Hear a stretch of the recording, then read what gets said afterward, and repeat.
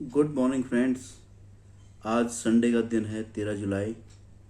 आज ऐसी ही रैंडम किसी व्यूअर ने एक मेरे से क्वेश्चन पूछा जिसको अकाउंटिंग फील्ड की कोई इन्फॉर्मेशन और कोई नॉलेज नहीं है।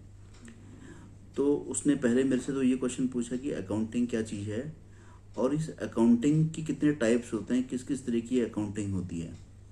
तो बेसिकली आज मैं अकाउंटिंग के बारे में बताने जा रहा हूँ और अकाउंटिंग के डिफरेंट टाइप्स बताने जा रहा हूँ, जो कि बहुत ही बेसिक सा क्वेश्चन होता है। खासकर कॉमर्स स्टूडेंट्स के लिए तो ये इलेवंथ क्लास का एक बेसिक सा क्वेश्चन है। तो अकाउंटिंग बेसिकली क्या है? अकाउंटिंग कुछ नहीं होता है। अकाउंटिंग होता है कोई भी फाइनेंशियल ट्रांजैक्शन या जिसमें मनी इन्वॉल्व हो, जो उसको हम अलॉन्ग विद एविडेंस के साथ में जब उसको रिकॉर्ड करते हैं तो अकाउंटिंग है। और इसको फिर आगे ट्रांजैक्शंस को बेसिकली हम रिकॉर्ड करते हैं, क्लासीफाई करते हैं, समराइज करते हैं और प्रॉपर वे में जब इसकी रिकॉर्ड कीपिंग करते हैं तो ये बेसिकली कहीं ना कहीं अकाउंटिंग बन जाती है। और अकाउंटिंग से पहले बुक कीपिंग होती है, जिसमें हम वाउचर बनाते हैं, बिल के बेस पे वाउचर बनाते हैं, वाउचर की एंट्री करते हैं, एंट्री के बेस पे लेजर बनता है, लेजर के बेस पे ट्रायल बैलेंस बनता है और फिर फाइनेंशियल स्टेटमेंट बनते हैं, जिसको कि हम अकाउंटिंग का नाम दे देते हैं। लेकिन ये एक बहुत बेसिक सी अकाउंटिंग है जो फाइनेंशियल अकाउंटिंग का एक पार्ट बनता है। तो अकाउंटिंग की अगर हम जब टाइप्स की बात करते हैं तो 4-5 तरीके के ग्लोबली रिकॉग्नाइज्ड अकाउंटिंग जितने भी ऑथर्स हैं, जो वर्ल्ड क्लास ऑथर्स हैं ग्लोबल लेवल पे, तो वो अकाउंटिंग को बेसिकली 4 या 5 चीज़ों में ही क्लासीफाई करते हैं, जिसमें कि जो आता है जैसे कॉस्ट अकाउंटिंग एक एरिया है, फाइनेंशियल अकाउंटिंग एक एरिया है, आजकल एक नया एरिया चल रहा है फॉरेंसिक अकाउंटिंग और फ्रॉड अकाउंटिंग भी इसको हम बोल देते हैं, मैनेजमेंट अकाउंटिंग, और फिर लास्ट में आता है आपका टैक्स अकाउंटिंग। और एक अकाउंटिंग और भी होती है जो सोशल रिस्पॉन्सिबिलिटी अकाउंटिंग होती है, जो कि बेसिकली बहुत बड़ी लिस्टेड कंपनीज के केस में ही एप्लीकेबल है, हर कोई कंपनी इसको मेंटेन नहीं करती है। तो सबसे पहले हम बात कर लेते हैं कि भाई जो हमारी अकाउंटिंग के अंदर बेसिकली हमारा काम क्या होता है। तो एनालिटिकल और क्रिटिकल थिंकिंग स्किल्स एक हमें अकाउंटिंग के लिए चाहिए होता है। दूसरा अटेंशन टू डिटेल की हमें इसमें रिक्वायरमेंट रहती है। अच्छी कम्युनिकेशन स्किल्स का होना भी इसमें ज़रूरी है, ताकि फिर जो बोर्ड ऑफ डायरेक्टर्स हैं या जो हमारे मेंबर्स हैं उनको हम प्रॉपर तरीके से कम्युनिकेट कर सकें, ताकि वो एक लेमैन की तरह उस चीज़ को समझ सकें। ज़रूरी नहीं है कि हर कोई फाइनेंस फील्ड से हो और अकाउंटिंग की कॉम्प्लेक्स टर्मिनोलॉजी को समझ पाए। तो जितनी बेहतर कम्युनिकेशन स्किल्स होंगी और इंटरपर्सनल स्किल्स होंगी तो वो अकाउंटिंग को उसको ईजी करके, ईजी लैंग्वेज में कन्वर्ट करके उसको, ताकि उसका यूटिलिटी उसके लिए बना पाए। और दूसरी लास्ट में एक चीज़ होती है ऑर्गेनाइजेशन स्किल्स, कि हम कैसे अपनी चीज़ों को ऑर्गेनाइज करते हैं, अपने रिकॉर्ड कीपिंग को, अपने डॉक्यूमेंट्स को। तो यह चीज़ें बेसिकली अकाउंटिंग के लिए चाहिए होती हैं। और जैसे कि मैंने अकाउंटिंग के टाइप्स की बात करी, तो अकाउंटिंग के बेसिकली जो ग्लोबल लेवल पे जो सारे ऑथर्स इसको क्लासीफाई करते हैं या जिसके टाइप्स भी हम इसको कह सकते हैं, वो 5 तरीके बताए गए हैं: cost accounting, financial accounting, management accounting, forensic accounting and tax accounting, और एक एडिशनली सोशल रिस्पॉन्सिबिलिटी अकाउंटिंग भी है। लेकिन हर कोई ऑथर उसको सोशल रिस्पॉन्सिबिलिटी अकाउंटिंग को अकाउंटिंग के टाइप्स में नहीं लेता है। अब बात करते हैं, सबसे पहले हम स्टार्ट करते हैं आपके फाइनेंशियल अकाउंटिंग से। तो जो फाइनेंशियल अकाउंटिंग का मतलब क्या होता है? फाइनेंशियल अकाउंटिंग का मतलब यही होता है कि जब हम फाइनेंशियल स्टेटमेंट की प्रिपरेशन करते हैं, आज की डेट में तो खैर फाइनेंशियल अकाउंटिंग को फाइनेंशियल रिपोर्टिंग भी बोलते हैं, लेकिन फाइनेंशियल अकाउंटिंग और फाइनेंशियल रिपोर्टिंग कहीं ना कहीं आपस में एक ही चीज़ है। फाइनेंशियल रिपोर्टिंग थोड़ा सा advance version of financial accounting, इसमें रिपोर्टिंग एज पर दी स्टैट्यूटरी रिक्वायरमेंट बढ़ जाता है। तो हम जब फाइनेंशियल अकाउंटिंग की बात करते हैं तो हमारा जो बेसिकली मेन अटेंशन रहता है, वो अटेंशन हमारी रहता है बुक कीपिंग के ऊपर, और अकाउंटिंग की इंफॉर्मेशन को कैसे हमने रिकॉर्ड कीपिंग करके अपने फाइनेंशियल स्टेटमेंट्स को प्रिपेयर करना है। फाइनेंशियल स्टेटमेंट्स क्या होती हैं, ये मैंने आपको कल की वीडियो में भी बता रखा है, कि जिसमें statement of PL, balance sheet, cash flow statement, notes to accounts और अदर स्टैट्यूटरी जितनी भी हमारी रिपोर्टिंग रिक्वायरमेंट होती है, ये सब मिला के हम जब कंबाइन करते हैं तो हमारे कहीं ना कहीं वो आपकी फाइनेंशियल स्टेटमेंट का रूप लेती हैं। और क्यों हमें फाइनेंशियल स्टेटमेंट बनाते हैं?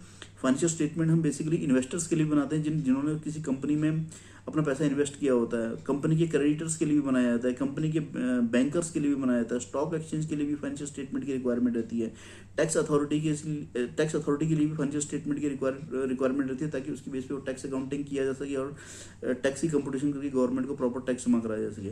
तो फाइनेंशियल स्टेटमेंट का जो बेसिकली यूटिलिटी है, फाइनेंशियल की बुक कीपिंग करना प्लस उसकी एक फाइनेंशियल रिपोर्टिंग करना फॉर डिफरेंट स्टेक होल्डर्स, जैसे इन्वेस्टर है, क्रेडिटर है, बैंकर है, स्टॉक एक्सचेंज है, या किसी ने मर्जर एक्विजिशन करना है। इन पर्पस के लिए जो है बेसिकली फाइनेंशियल अकाउंटिंग की रिक्वायरमेंट रहती है। और फाइनेंशियल अकाउंटिंग के अलावा दूसरी जो अकाउंटिंग का जो दूसरा जो टाइप है वो कॉस्ट अकाउंटिंग होती है। तो कॉस्ट अकाउंटिंग भी कुछ नहीं होती है, बेसिकली कॉस्ट अकाउंटिंग भी फाइनेंशियल अकाउंटिंग का ही डेटाबेस को यूज़ करते हैं, जिसके अंदर कंपनी अपनी जो प्रोडक्ट या सर्विस जो भी कंपनी दे रही हो उसको हमने कैसे उसकी कॉस्ट को कंप्यूट करना है, कैसे कॉस्ट को मैनेज करना है, कॉस्ट को रिडक्शन करना है, प्रोडक्ट मिक्स में इसमें काम आता है। तो इसमें बहुत सारे टूल्स एंड टेक्निक्स होते हैं जो कॉस्ट अकाउंटिंग को यूज़ किया जाता है, और जिससे कि कॉस्ट को बेसिकली मैनेज करना है, ताकि हम कम से कम कॉस्ट पे अच्छे से अच्छे क्वालिटी प्रोडक्ट डिलीवर करके कंपनी को मैक्सिमम से मैक्सिमम प्रॉफिट हो सके, तो जिसको हम कॉस्ट अकाउंटिंग का नाम भी देते हैं। तो कुछ चीज़ें हैं जो बेसिकली कॉस्ट अकाउंटिंग के अंदर की फैक्टर हैं जिनको ध्यान में रखना चाहिए, जैसे क्या क्या पर्पस होता है कॉस्ट अकाउंटिंग का, जैसे असेस प्रॉफिटेबिलिटी होता है, स्ट्रेटेजिक डिसीजंस लेने में कॉस्ट अकाउंटिंग का रोल रहता है, रिसोर्स को एलोकेशन कैसे करना है, रिसोर्स को ऑप्टिमाइज कैसे करना है, मुझे सेलिंग प्राइस फिक्स करनी है, मार्केट प्राइस फिक्स करनी है, तो इन सब पर्पसेस के लिए जो मुझे कॉस्ट अकाउंटिंग की रिक्वायरमेंट है।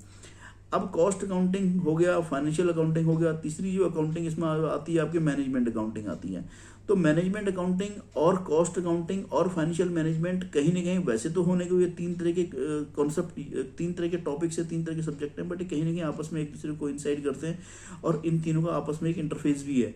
तो इसके अंदर बेसिकली क्या होता है, मैनेजमेंट को बजट बना के दिया जाता है, जिसको हम बजटिंग करते हैं, पूरे साल का जितना भी कंपनी को कैसे रन करना है उसके लिए पूरे साल का एक बजट बनाया जाता है। फिर उसी बजट के थ्रू जो कॉस्ट को मैनेज किया जाता है, फिर फाइनेंशियल एनालिसिस किए जाते हैं, और उसके बेस पे बिजनेस लेवल की पूरी स्ट्रेटेजिक प्लानिंग करी जाती है पूरे साल के लिए कि कंपनी को हमने किस डायरेक्शन में लेके जाना है, कंपनी का ग्रोथ प्लान क्या होगा। तो ये सब चीज़ें जो है मैनेजमेंट अकाउंटिंग के अंदर आते हैं।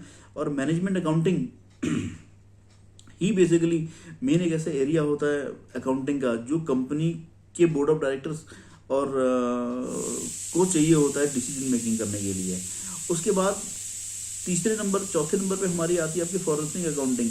तो फॉरेंसिक अकाउंटिंग बेसिकली कोई अलग से कोई फील्ड नहीं है, फ्रॉड को मिटिगेट करने के लिए जो अकाउंटिंग करी जाती है, क्योंकि आज की इसमें बहुत सारे फ्रॉड होते हैं, चाहे वो कंपनी लेवल पे हो, चाहे वो गवर्नमेंट लेवल पे हो, या गवर्नमेंट को फ्रॉड की वेरिफिकेशन या जानकारी चाहिए, इन्वेस्टिगेशन करना, तो उसके लिए जो अकाउंटिंग जिसके थ्रू वो फ्रॉड से रिलेटेड ट्रांजैक्शन सामने हो सके, एक्सपोज हो सके, उसको जानने के लिए फॉरेंसिक अकाउंटिंग करी जाती है। और फॉरेंसिक अकाउंटिंग बेसिकली इसमें एम्बेजलमेंट से रिलेटेड जैसे कोई अकाउंटिंग होगी कि एम्बेजलमेंट का केस आ गया या कोई अदर फाइनेंशियल मिसकंडक्ट होगी, तो उनको कैसे आइडेंटिफाई करें, क्या टूल्स एंड टेक्निक्स, क्या स्किल्स वहाँ पे लगेंगी।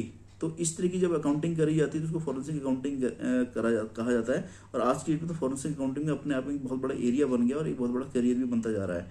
और लास्ट में जो हमारा आता है टैक्स अकाउंटिंग की हम बात करते हैं। टैक्स अकाउंटिंग के अंदर बेसिकली जो होता है, जो टैक्स रिलेटेड मैटर्स होते हैं उन सब की कैसे हम अकाउंटिंग करते हैं, चाहे वो इंडिविजुअल लेवल पे हो, बिजनेस लेवल पे हो, चाहे वो अदर एंटिटीज कोई और भी बची हो, तो उनकी जब अकाउंटिंग करी जाती है तो उसको हम टैक्स अकाउंटिंग का नाम दे देते हैं। और बेसिकली इसमें क्या होता है कि जो हम इंटरप्रेट करते हैं और टैक्स के लॉज को अप्लाई करते हैं और रेगुलेशंस को अप्लाई करते हैं, इसलिए ताकि हमारी कंप्लाइंस हो सके और कंप्लाइंस अच्छी से अच्छी हो सके और हमारा जो टैक्स लाइबिलिटीज हो कम से कम हो और टैक्स की प्रॉपर तरीके से हम प्लानिंग कर पाएं। जब इस तरीके के ट्रांजेक्शन को हम रिकॉर्ड करते हैं और उसको मैनेज करते हैं और जिसकी वजह से हम कम से कम अपनी टैक्स की प्लानिंग, टैक्स को कम से कम करने की कोशिश करते हैं within the ambit of laws and regulation. Laws and regulation के बाहर नहीं जाना हमने लॉज एंड रेगुलेशन के अंदर जो गवर्नमेंट हमें अलाउ कर रहा है, जो भी डिडक्शन, जो भी एग्जम्पशन, जो भी कोई और चीज़ सब्सिडी जो भी हमें गवर्नमेंट देना चाह रही है, उसको यूज़ करके जब हम अपने टैक्स की प्रॉपर प्लानिंग करते हैं और उसका रिकॉर्ड रखते हैं, उसको कहीं ना कहीं हम टैक्स अकाउंटिंग करते हैं। उसके बाद में एक एक्सेप्शनली एक अलग एक अकाउंटिंग का स्कोप आता है, इसको हम सोशल रिस्पॉन्सिबिलिटी अकाउंटिंग कहते हैं। सोशल रिस्पॉन्सिबिलिटी अकाउंटिंग को हम ऐसे समझिए कि अगर सोसाइटी के प्रति किसी कंपनी की हमारी क्या रिक्वायरमेंट, क्या हमारी जिम्मेदारी बनती है, उस जिम्मेदारी के लिए हमने क्या क्या किया, कितना एक्सपेंडिचर किया।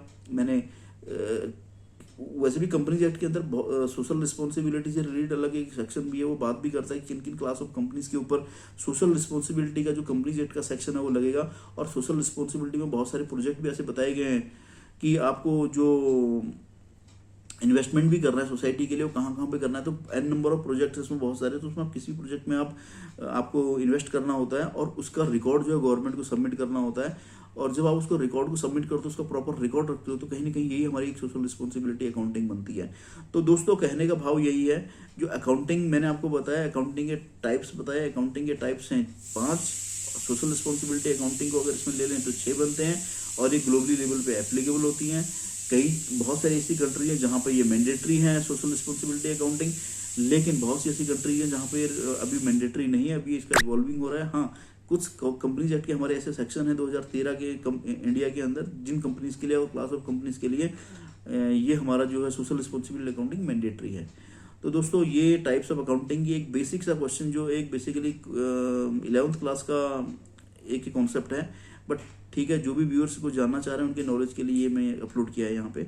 आगे फिर इसी तरह से नेक्स्ट कोई टॉपिक लेके फिर हम फिर से हाजिर होंगे। तब तक के लिए थैंक यू, धन्यवाद।